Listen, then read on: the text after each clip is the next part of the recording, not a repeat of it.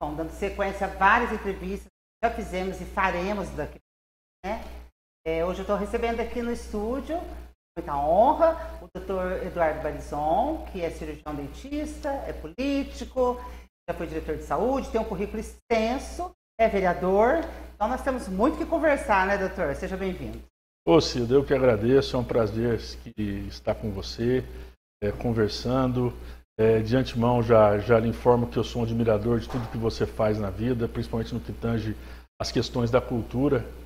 E te respeito muito e vejo que você tem um histórico de serviço prestado ao nosso município que é inquestionável.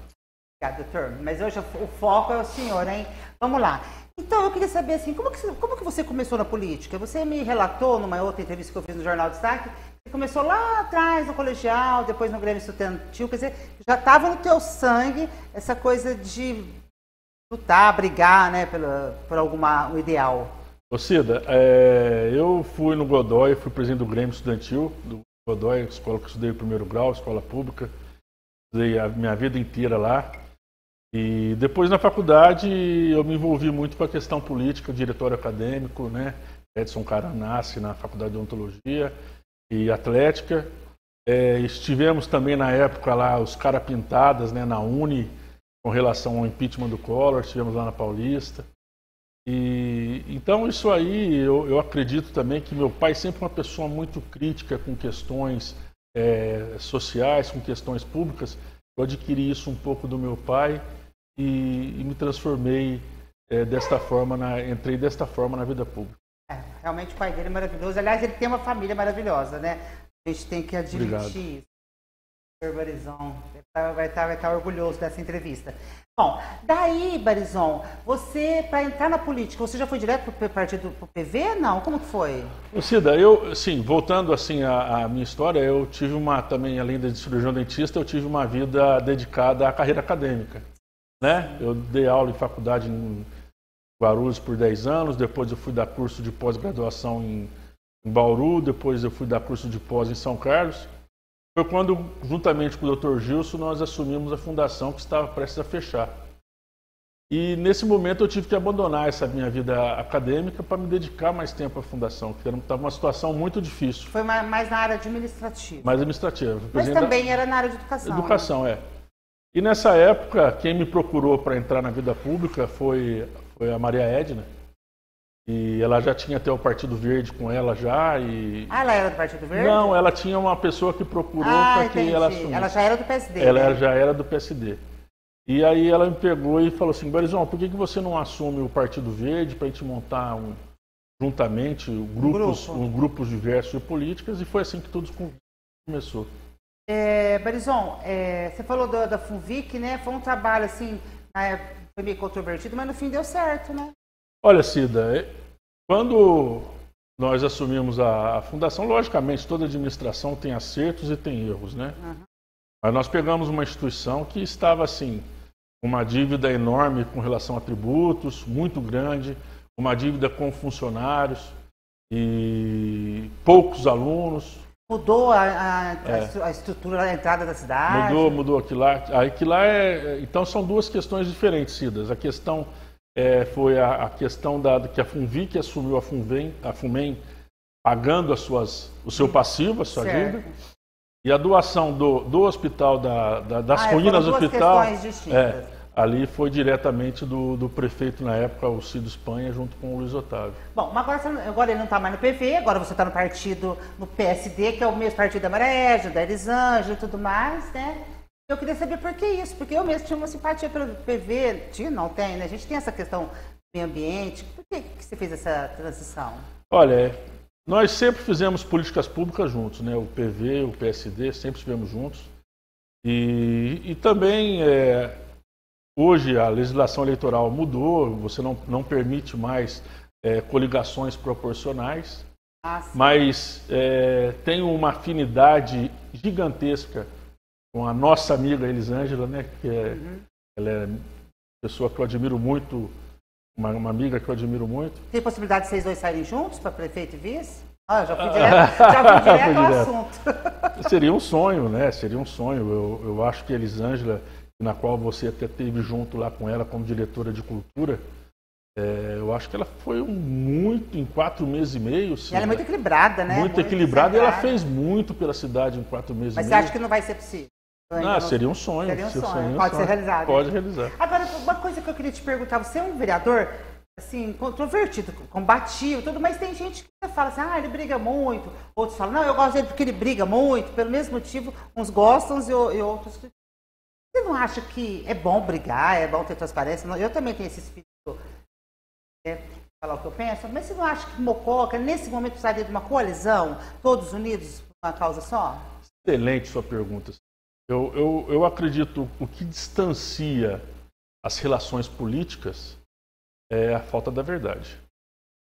Se você olha no olho da pessoa, você não sabe se ela está falando a verdade ou mentira, isso aí já atrapalha muito as relações políticas.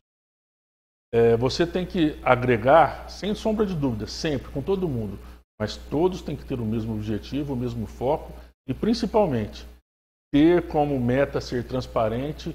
Honestidade não é virtude, é obrigação, e você fazer realmente o que tem que ser feito de forma séria. E o que você acha que tem que ser feito? Tem muitas coisas. Eu não estou satisfeito com o direcionamento que a nossa cidade está hoje. Principalmente se você pegar a nossa condição financeira. Hoje nós temos, para cada R$1 que nós arrecadamos por ano, Cida, Mococa deve 1,6 reais, né? Então nós temos uma dívida no montante de 200 milhões. Você acha que tem solução? A longo prazo. Isso aí não se paga em 4 anos. Isso aí você vai pagar com um plano diretor a longo prazo, mas precisamos pagar, precisa abrir a ferida, escancarar o que realmente é, mas parece o que procede. Não tem jeito, não sei, né? Isso não é um problema só mocoquense, parece que é várias cidades. Existe um estudo no sentido de dar uma zerada nisso. O que você acha? Para começar tudo de novo? Senhor Cida, você viu que Mococa recebeu, parece que 1.500 cestas básicas, né? Do governo estadual. Por que Mococa recebeu? Porque não era para as pessoas que têm aquele programa... Carente. Não, que fazem parte Sim, do programa. Mas foram 2 cidades da região, Mococa e mais uma. A outra eu não vou falar porque nunca... Por que Mococa recebeu? Porque Mococa ela não está tendo a sua transparência de metas fiscais, de responsabilidade com relação às suas formas administrativas.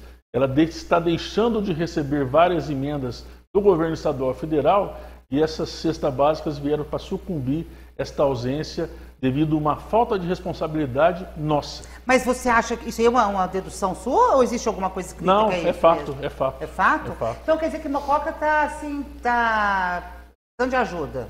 Muito. Eu acho que nós precisamos ter uma gestão administrativa muito séria, um novo paradigma administrativo, cortar despesa. Nós não podemos gastar mais do que arrecada, né? Mococa aí, se você pensar mensalmente, a gente arrecada por mês 13 milhões e gasta-se 15. No segundo semestre arrecada-se até um pouco menos. E aí gasta mais. Gasta mais. Agora, você está falando do lado do executivo, né? Do prefeito, da prefeitura, do poder público e do lado do executivo. E no legislativo, porque eu sou de uma época temporal, né? Mas se eu acompanho a política há algum tempo, antigamente os vereadores se uniam, iam para São Paulo, pediam verba para Brasília, os próprios prefeitos. Eu vejo que isso não existe mais. Eu vejo que não existe, não vejo esse movimento. E nós também, a gente falava dos casos que a gente tinha, estava Mococa, do PSDB, e agora não temos nenhum, né? Como que você explica isso? Olha, isso tem que ter, né? Não, nós precisamos de representatividade. Eu vejo assim, por exemplo, eu gosto muito de falar do ex-deputado Guilherme Campos. Ele, nos últimos 10 anos, Cida, foi o político que mais ajudou na Mesmo não sendo deputado? Eu sou uma crítica, eu falo assim, ele sabe que ele é deputado, mas ele não é deputado. Não, atualmente ele não foi eleito. Porque ele já foi presidente, agora é do Sebrae, né? E foi do Correio. Mas assim, vamos linkar o trabalho dele perante a Mococa no governo Maria Edna Elisângela, né? Ele trouxe para a Mococa a verba do Mercadão, que vai ser a reforma do Mercadão. Ele trouxe o dinheiro do... Mas parece que não anda, não CAPS, sai... Não precisa sair. E aquilo é formidável, né, Cida? Porque ali nós podemos ali fazer um trabalho muito semelhante, como nós temos um oásis em Mococa, Cida, que eu acho que você também concorda comigo, que é a Feira da Mata. Né? Que foi uma iniciativa particular, né? É uma iniciativa popular, né? É popular. Então, pode-se pensar numa estrutura parecida com a Feira da Mata dentro do Mercadão, voltando à verba do CAPES, do terminal, várias pavimentações, a rua ali do Jardim Alvorada, né, que tinha questões estruturais severas. Então, foi uma pessoa que fez muito pela cidade. Mas voltando aí na questão... Você acha que o Mococa vai voltar a ter representatividade? Eu acredito. Um dia o Mococa... Porque hoje em dia a gente é subordinada a tudo em São João, né? Saúde, educação, tudo. Mococa tá... Eu acredito muito, Cida. Mas voltando à questão de vereadores aí, Cida, que você falou, sem sombra de dúvida, a gente tem lutado sim. Nesse mandato eu consegui emendas, principalmente para as entidades, Santa Casa, para a PAI, conseguir uma ambulância, outro carro para a saúde de Mococa, né? Mas você não acha que é muito pouco? Por exemplo, assim, eu fico pensando... É pouco. Sim, em outras épocas a gente conseguiu estradas. Sim, é pouco. Mas eu acredito sim, Cida, que fundamental é nós fazermos o serviço de casa primeiro. Mas você acha... Desculpa. Eu não... Pode falar. Você acha que se fizeram? Porque virou um tumulto a sessão da Câmara, né? Eu mesmo assistia, fui perdendo a vontade, porque era o público gritava, parece que perdeu o controle. O que você acha que aconteceu? Eu lembro que quando tinha aqueles debates da Marília Pereira Lima com o Dr. Sérgio, do Tadeu Rezende, do Tita Liberti, era um debate, e depois eles se reuniam, todos iam comer juntos, eu mesmo tinha uma cantina, então era uma coisa mais política. Você não acha que o que aconteceu com a nossa política na Câmara de Vereadores? Eu volto para você. Eu acho que todas essas questões que se passaram por Mococa, como a questão da insaúde, da Crux, dessas compras... Foi perdendo. Foi criando uma condição assim muito séria, muita responsabilidade. E quando você fala de vereador, conseguir emenda, é bom conseguir emenda sim, sem sombra de dúvida. Mas a principal função do vereador constitucional é fiscalizar. E esta gestão na Câmara Municipal fiscalizou com muita seriedade. Você acha que esse trabalho foi bom? Muito está sendo bom. Foi muito sério. Porque fiscalizar, Cida, não é fácil. Porque o que você não prova, você não pode falar. Né? E em cima de fatos não existe contra-argumentos. Né? Então a gente trabalhou dessa forma e também a gente legisla. Né? Mas o vereador não pode tudo. O vereador não pode fazer nada, Cida, que vai gerar R$1 de custo para o município. Só o executivo. Só o executivo, cabe ao executivo. Então, mas algumas leis nós fizemos, principalmente no âmbito da Câmara Municipal, e eu sou autor de uma lei, Cida, que eu acho que é de fundamental importância, porque eu acredito que a população não conhece aquilo que ela não sabe. Qual a lei da transparência? Da transparência eu também fiz, né? Eu acho que é a tua bandeira, né? Da proteção contra as mulheres vítimas de violência, mas principalmente foi da transmissão ao vivo das sessões. Eu acho que hoje, se você for nos 4 cantos da cidade, a população está sabendo o que acontece, né? E isso é fundamental. Eu vejo assim, de forma que o que é público tem que ser público. Precisamos transmitir na TV também, porque muita gente não tem acesso à internet. Eu acho muito bom. Porque antigamente era, Cida. Eu acho muito bom. Hoje em dia a gente pensa, né, no Brasil tem um estudo que fala de cada 4 brasileiros, um não tem acesso à internet. Eu imagino que no Mococa um pouco mais, né? Bom, mas isso é uma outra conversa. Bom, se nós pararmos para analisar, né, demonstra a diferença social que nós estávamos falando aqui com relação ao Covid, Cida. 65 milhões de habitantes receberam R$600. Uma população de 200 e poucos milhões. Então, quase metade da população. Então mostra que nós temos um nível de pobreza muito grande e de alta vulnerabilidade social. Bom, então, acho que você falou do Covid, estou terminando a entrevista, mas eu queria que você falasse a sua opinião sobre o Covid em Mococa. Vamos localizar. Você está preocupado? Você acha que está controlado? Qual que é a tua visão? Eu sou preocupado sim. Eu vejo que nós precisamos sempre acompanhar as orientações médicas. Hoje nós temos em Mococa a doutora Joana, que é maravilhosa, uma pessoa muito séria, sabe, Cida? Tive a oportunidade de trabalhar com ela. A doutora Maria Elisa, que é da minha época do Godoy também, e também é uma pessoa muito séria. Eu vejo assim que o que está atrapalhando muito o combate a essa pandemia, Cida, são as questões das informações sem coerência.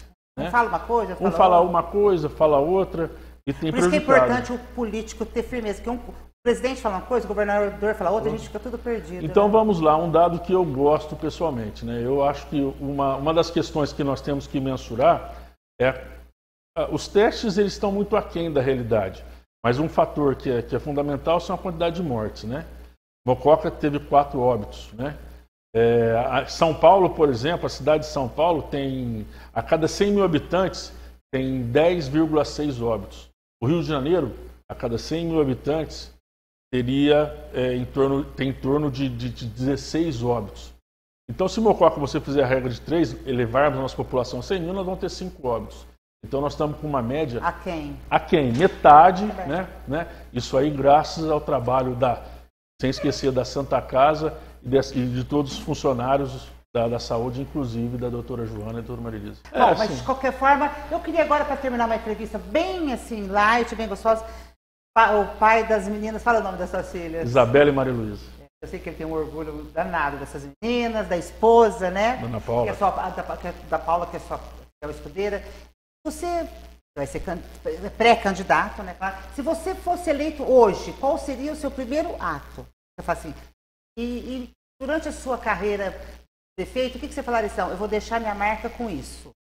Olha, Cida, o primeiro ato seria, sem sombra de dúvida, uma profunda auditoria na Prefeitura Municipal de Mococa, séria, como nunca foi feito. Né? E eu entendo, Cida... Mas sem caça às bruxas, é uma coisa assim, profissional, você diz, né? Números. E uma auditoria não tem que ser somente, Cida, para você saber onde você está pisando, e tem que ser os 4 anos, para te orientar o que você deve fazer. As empresas fazem isso. As empresas fazem isso, né? Existe uma questão que eu venho analisando esse tempo, se o Tribunal de Contas permite isso ou não. Mas eu acho, Cida, que algumas coisas assim, eu sou da área de saúde, mas eu tenho uma paixão pela educação que é tremenda. Mococa, a gente... Mas a nossa educação é boa, né? É boa. Não, nós temos que criar condição para as professoras terem uma autonomia maior em sala de aula, um trabalho de coordenação pedagógica que respeite a individualidade de cada aluno e realmente transforma. Porque a alfabetização, Cida, está nas nossas mãos. Hoje eu acho que é fundamental o nosso país fazer um trabalho profundo de alfabetização, de transformação. Eu vou te falar, Cida, quando eu estive lá na faculdade, né, hoje o governo federal, desde a época de Fernando Henrique Cardoso, ele tem o hábito de cobrar a educação através do ensino superior. Né? Mas eu vejo que deveria se cobrar mais do processo de alfabetização, porque, infelizmente, existem muitos que estão chegando na faculdade sem uma condição de alfabetização ideal. Como que nós podemos fazer isso? Como que nós podemos transformar? Não tem outra forma, Cida, valorizando o professor. Não é porque eu sou filho de professor, mas eu acredito profundamente que a valorização do professor é fundamental.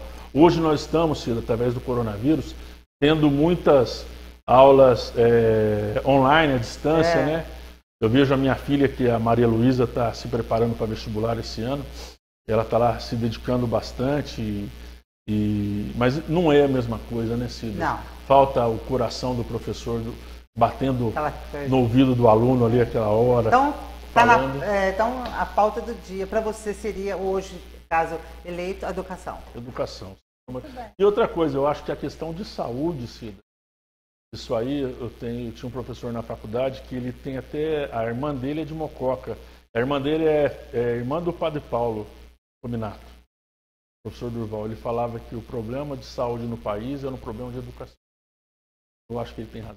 Pensando, agora a gente está vendo isso no Covid, né? Exatamente. Tá certo. Ficaria horas conversando aqui, viu? Mas a gente volta a se falar. Opa. Obrigada pela entrevista. Ô, Cida, eu que agradeço. É um prazer muito grande estar aqui conversando com você. E saiba, Cida, que sempre tive por você reconhecimento muito grande, muito estímulo por você e sempre reconheci o teu trabalho perante a todos aqui em Mococa. Uma vez eu estava só me estendendo só um pouquinho aqui, se você me permitir. E uma coisa que eu estou para conversar com você há muito tempo é a questão da cultura, por exemplo. Uma vez, conversando com o Guto Rocco, que você é muito amiga, né? O Guto Rocco mostrou para mim um lado da cultura que a gente não tem muito acesso. Só quem vive da cultura entende um pouco do lado. E eu acho que também nós precisamos... Transformador. Transformador. Que está salvando a gente no corona, porque é a cultura que está alimentando a gente. Exatamente. Dentro de casa, além da Dentro de comida, casa. é claro. Né? A gente vai falar muito sobre cultura. Obrigada, viu, doutor? Eu que agradeço. É com você, Carol.